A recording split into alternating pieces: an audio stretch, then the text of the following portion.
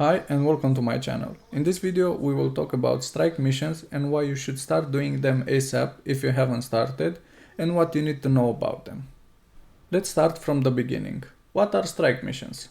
Well, in essence they are single boss fights with variable level of difficulty that reward gold, blue or green shards depending on the location of the strikes, and skins, some of which can be sold if you have already unlocked them.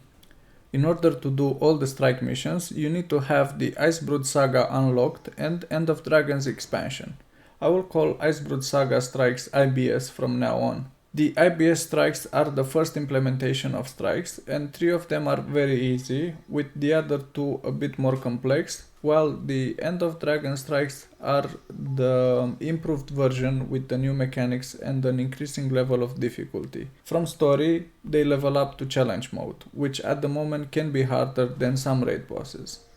Now that we know which strikes we can or cannot do, let's move on to the class that you're playing. If you have some experience, you know that the game revolves around builds and roles for group content. And this means you need to decide if you want to be a support or DPS. We don't have tanks for strike missions, only for some raid encounters. Also, while you're learning the class, you can check out my playlist on choosing a class as your main, and see if any of the elite specs roles fit you. Keep in mind that you'll need another set of gear for the other role, and depending on the stats, it can be pretty hard to gear it. But if you do strikes regularly, even as being able only to DPS, you will be able to afford ascended armor and weapons with selectable stats. Now let's talk about the difficulty for strikes. If you are completely new to group content, I recommend that you start with the IBS Easy 3.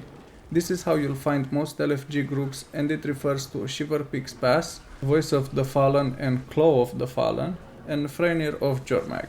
If you have time, you can also do Forging Steel, which people just post as FS. This one is easy but pretty long compared to the first 3.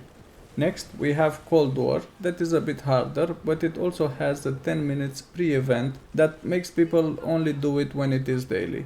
And the last 2 are Whisper of Jormag and Bone Skinner, which have some mechanics that can kill unexperienced groups easy. I recommend that you watch some videos that explain the mechanics, and then join a group that accepts new people to the encounter. Mukluk has a very good get-to-the-point guides for all strikes if you want to check his channel out. Let's move on to the End of Dragon strikes. In terms of difficulty, I think they scale pretty nicely from Aetherblade's hideout to Harvest Temple. Also, I strongly recommend to finish the End of Dragon story first, so you have an idea of how the encounter will play out, and you won't get any spoilers. Now, in terms of difficulty, Aetherblades and Sunlight Jade Junkyard are pretty easy. Kaineng Overlook, in my opinion, it feels like a medium difficulty with the DPS check, otherwise it will take a long time to complete. And Harvest Temple is the hardest one, with most groups having troubles when Murdermort comes up. Now I will do a short explanation of what groups to avoid if you are new, or what some of the abbreviations mean, so you can understand what the group is looking for. Let's take a look at the first screenshot. We have 2 groups here. One that is asking for specific roles, and another that is asking for specific items to prove that you are not new to the encounter. Ally comes from Legendary Insights, and it drops from each raid boss killed and completing the weekly achievement for End of Dragon strikes. I recommend you avoid the second one if you are new. They also mention KP. Those usually refer to kill proof, and people link Bone Skinner Ritual Vial. From this screenshot we can see the groups asking for quick DPS, which means someone who can provide quickness and uses offensive stats to be able to DPS too. The opposite of this is heal quickness, which is a role usually covered by Firebrand, and people call it HFB. But now this can be covered by Herald and even Bladesword. We also have Hand, which means Heal Alak Mechanist. Hopefully this will change to Heal Alak and people stop linking elite specs with the role, because we have Druid who can heal Alak now. We also have Heal Alak Renegade and Heal Alak Tempest.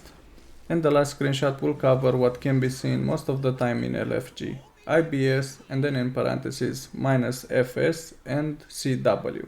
This one is pretty simple and covers the fast strikes from Icebrood Saga without Forging Steel and Cold War. If you join a group like this, make sure that they do not have LI or KP requirements, because if you do not link any of those, they will kick you and it can be annoying. And that should cover strike missions and what you need to know if you want to start doing them. I try to do them daily as they can be a good source of income and take a short time after you get used to them. If you want to see more content like this, please let me know in the comment section below. And if you enjoyed the video, please click the like and subscribe buttons.